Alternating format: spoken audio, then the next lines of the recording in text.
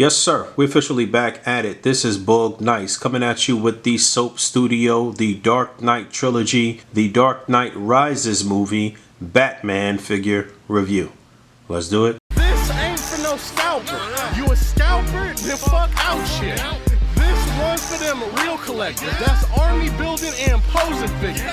Marvel Legends, imports, mini matey, I'm fucking with them.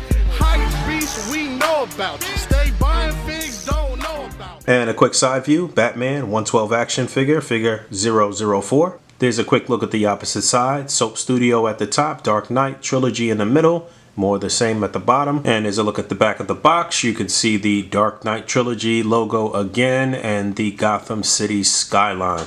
And like the Catwoman box, this is merely a sleeve. So there's the back of the box, there's the side, and the front. Alright, let's finally get this open and see what's what. Ah! I don't know what's going on here, man. Let's do the right thing. Hold on.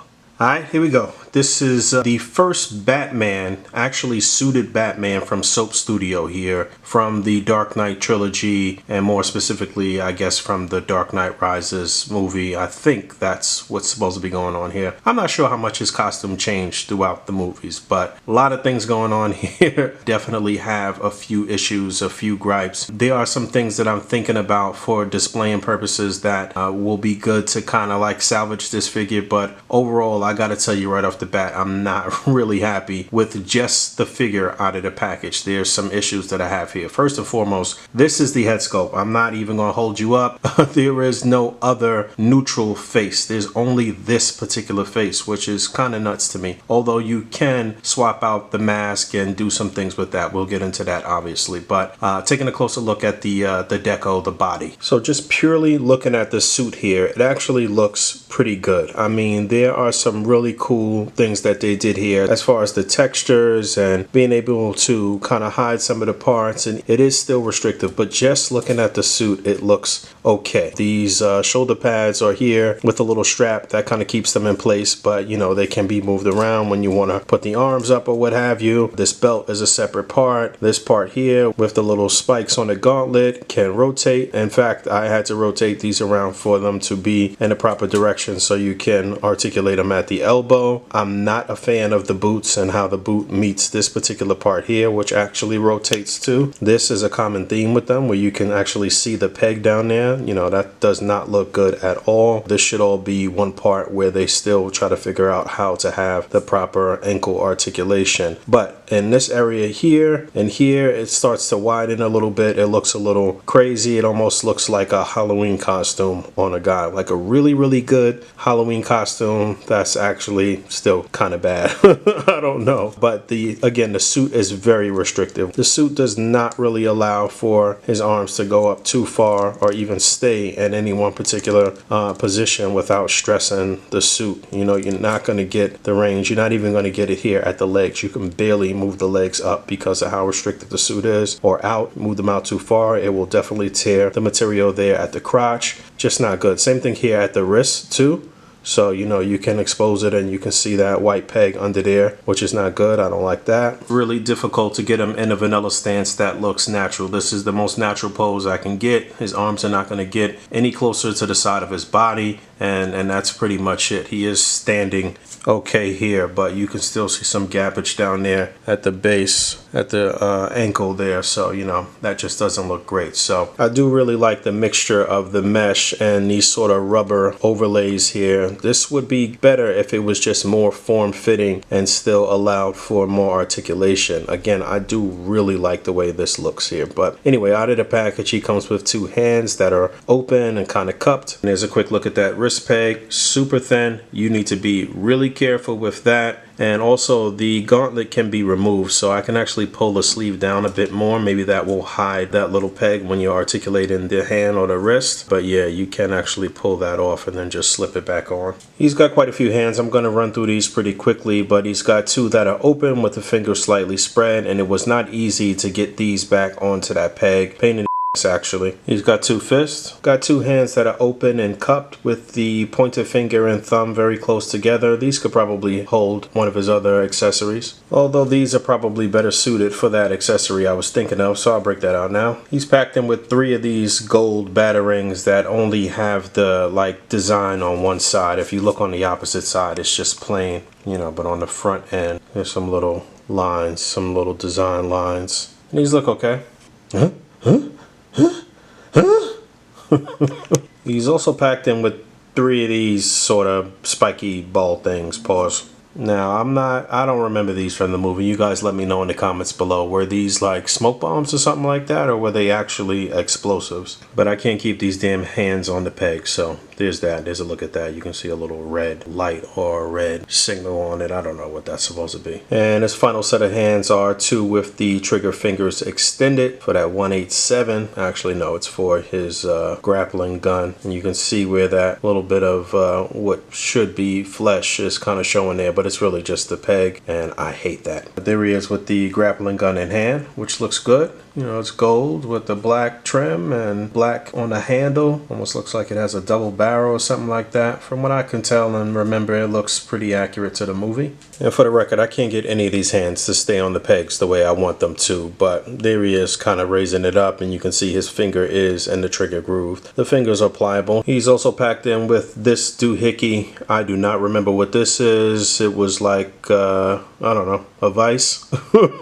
I don't know what this is. Let me know in the comments below what he utilized this particular weapon or tool for. But from what I can remember, this is the first time we've seen this across any line for this particular version of Batman. And he can hold that with no issue. It looks good, I guess. I gotta tell you, this figure is really getting on my nerves. The gauntlet keeps coming off. The hands can't stay on. I'm actually trying to put the cape on. You actually have 2 different capes, but the mechanism for putting it on is a little strange, and I'm trying to figure it out here. So there are 2 capes. This is one. I don't know what's the difference between the 2 yet. Well, it looks like this one that I'm trying to put on has some bendy wire in it, but I gotta tell you, the fun factor is almost non-existent with this guy right now, because it's so frustrating trying to move through this review at any decent speed. Also looks like the clips might be flipped the wrong way. All right, now they both the right way. They were. One of them was flipped the wrong way before, but let's see if I can get this on. Everything just seems so delicate. I don't even know if I have these clips on here right. It seems so easy to come loose. Everything can just fall off with no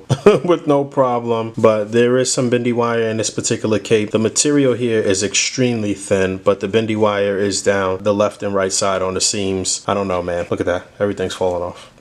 He's also packed in with this glider pack, which seems to be attaching to these little peg holes here on the shoulders a lot better than the cape. That seems to be nice and secure and looks pretty good. Something else fell off over there. Oh, the gauntlet fell off again. Look at this crap.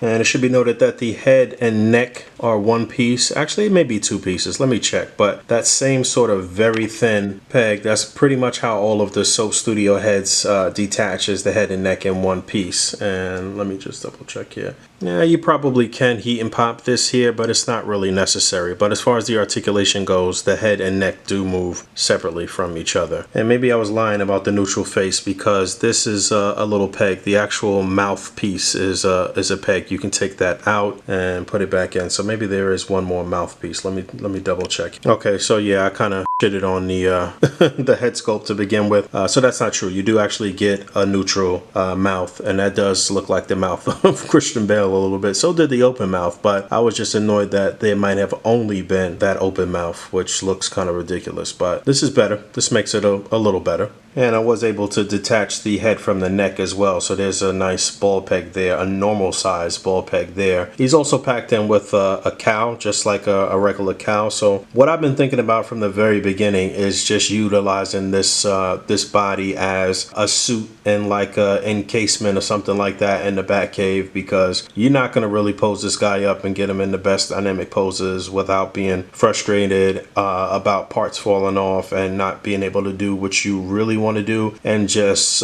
committing suicide in the process of setting up a display. So I figured that, you know, I'll be able to use the cowl and the suit and just set this up as some sort of encapsulated or, you know, showroom suit or something like that for Batman. We'll see how that goes when I really open up and start doing some displays. But I do like the fact that we get this little cowl here. I think that's pretty cool. Obviously, you can use this with all different types of Batman, 6-inch Batmans. He's also packed in with another head and neck combo where his eyes are actually covered, and you can see that this, I think this is supposed to be for like a night vision effect or something like that. The eyes are supposed to be like reflective in a way. At first I thought they actually had a light up feature, but I don't think so. You know, that would have been cool, and that would have actually made it where it makes sense for the price point for this particular figure. But yeah, again, a lot of different accessories that could be utilized with other figures or utilized in cool ways for setup. So, you know, my mind is always moving in that direction anyway. So even when I'm not 100% happy with a figure, sometimes the parts and accessories can still be salvaged and can make for some great display accents. Fam, I'm not even trying no more. This was the other cape, the more relaxed cape without the bendy wire, I guess. I don't know. I don't even know how to get this thing on. I don't feel like doing this anymore. I had enough. So yeah, you saw how the articulation was very limited for the most part. I guess I'll get some size comparisons in here and get you guys up out of here. Alright, I'm gonna get into a couple comparisons and one little bonus thing, but like the Catwoman figure, this figure is celebrating 80 years of Batman, so he is packed in with this little pen, which definitely has some weight to it. It is actually a nice pen. But here he is next to Bruce Wayne on the left, which is from Soap Studio. This was in a 2-pack with Ra's al Ghul. Terrible head sculpt, but I'll see if I can swap on the unmasked head sculpt here on the suited Batman body. And then Catwoman, which I reviewed, you can see how those two stack up. She stands pretty tall. I guess it's because of the heels. And then on the right is the Mafex Bruce Wayne figure, actually, with the cowl from this Soap Studio figure. So, like I said, that's a cool accessory that I will be able to utilize with other Batman characters from other lines. Oh, and for the record, this cape, actually, the one that has the bendy wire in it, does have the bendy wire at 4 different seams in the cape. So both sides, and then here on either side of the last middle seam, but nothing in the middle seam. But this may be something that could be utilized with another Batman as well. And yeah, that does work. It is possible. Like I said, not the greatest likeness to Christian Bale, but you can definitely pop the head on there. There is some significant height difference here, but like I said, Catwoman does have on the heels. The only other things I did not mention that were packed in with Batman was a stand. In fact, you get a stand with every Soap Studio figure, and it was also a little accessory to help you pop out the mouthpiece, similar to one of the accessories that SHF may give you with Spider-Man to pop out the eyes, basically. And one more size comparison here. Here he is next to the Mezco Sovereign Knight Batman, so you can see how a Batman with soft goods should look. And yeah, you can see how they stack up as far as height. Let me go ahead and put the masked head back on the Soap Studio Batman. There you go.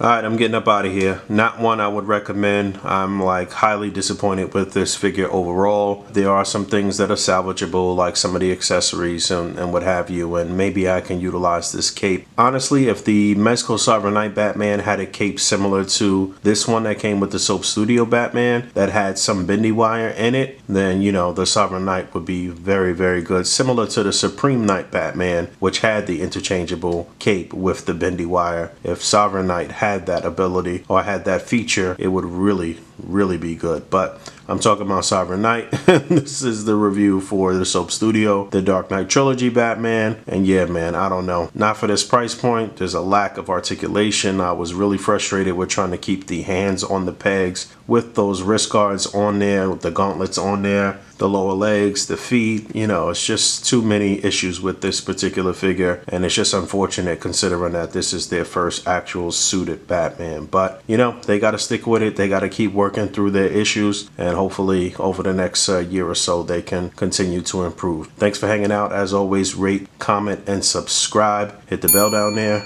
and until next time, peace.